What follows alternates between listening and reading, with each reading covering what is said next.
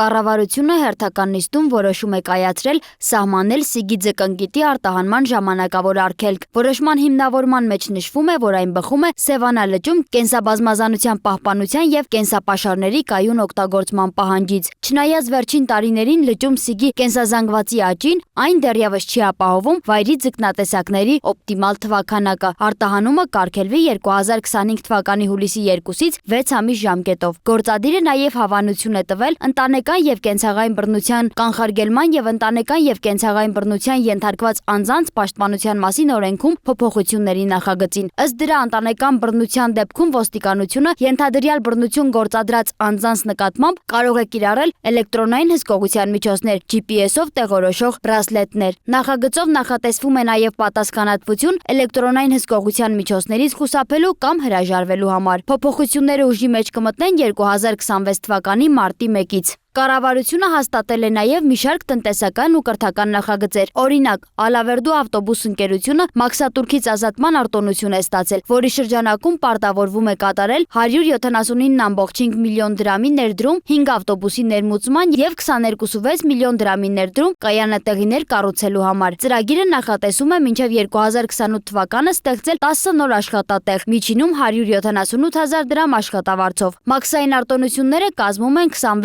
26.9 միլիոն դրամ։ Այնուհետև չքննարկվող հարցերը հաստատելուց հետո փոխվարչապետ Տիգրան Խաչատրյանն անցել է զեկուցվող հարցերին, որի ժամանակ ՏԿ նախարար Դավիթ Խուդաչյանը նշել է, որ նախատեսվում է Թումոյի շարժական կենտրոն կառուցելու նպատակով Եղեգնաձորում գտնվող պետական հողամասից 625 քառակուսի մետր տարածք անհատույց տրամադրել Սիմոնյան կրթական հիմնադրամին։ Այս նախաձեռնության նպատակը մարզերում բնակվող երեխաների համար տեխնոլոգիական կրթության հասանելիությունն ապահովելն է։ Պիտի ասեմ, որ տուփը կազմված է լինելու շարժական կառույցներից, որոնց տեղադրման համար շինարարական թույլտվություն չի պահանջվում, հավելեն նաև, որ ըստ անհրաժեշտության կառույցները ցանկացած պահի կարող են ապամոնտաժվել եւ տեղափոխվել։ Կրթության, գիտության, մշակույթի եւ սպորտի նախարար Ժաննա Անդրեասյանն էլ նշել է, որ այս պահին Հայաստանում գործում են Թումոյի 6 կենտրոններ եւ դրանցից 35 տուփեր, որոնք շաբաթական ընդգրկում են ավելի քան 21000 երեխա։ Սա թույլ է տվել, որպեսզի մենք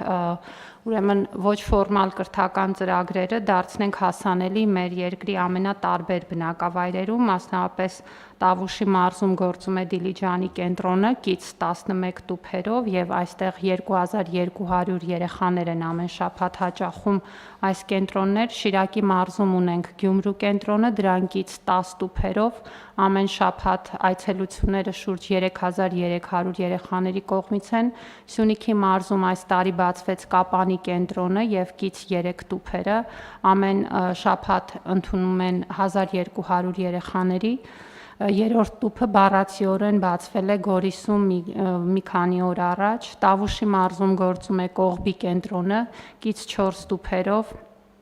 ամեն շաբաթ հաճախում են շուրջ 1000 ուսանողներ։ Անդրեասյանը նաև նշել է, որ Հայաստանը կրթական արտադրանքով արդեն ներկայանում է նաև արտերկրում։ Նա հիշեցրել է, որ Թումոյի կենտրոններ են բացվել նաև Ճապոնիայում եւ Ուրուգվայում։ Նիստում հաստատվել է նաև ծրագիր, որով անապահով ընտանիքի աշխատունակ անդամները կարող են ժամանակավոր զբաղվածություն ստանալ։ Գործատուներին պետությունը տրամադրում է ամսական 73000 դրամ աջակցություն մեկ աշխատողի դիմաց։ Ծրագիրն այժմ գործում է Կոտայքի եւ Սյունիքի մարզերում։ Աշխատանքի տեղավորելու համար աջակցում ենք գործատուներին, հետևյալ ոլորտներում աշխատող գործատուներին՝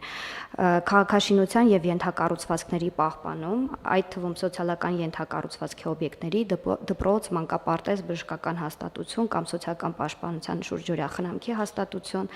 մինչ համայնքային, ներհամայնքային ճանապարհներ եւ այլն, սոցիալական եւ համայնքային ծառայություններ տրամադրող կազմակերպություններում, այդ թվում կարող են լինել միայնակ տարեցների խնամքի կարիք ունեցող անձանց մասնագիտություն չպահանջող ծառայությունների մատուցումը, գյուղատնտեսություն եւ անտառային տնտեսություն, այդ թվում գյուղատնտեսական արտադրանք, մշակաբույսերի աճեցում, անտառապատման աշխատանքներ, խնամքի իրականացում կանաչապատման, կանաչ տարածքների, մշակույթ եւ զբոսաշրջություն, այդ թվում հուշարձանների խնամք եւ այլն,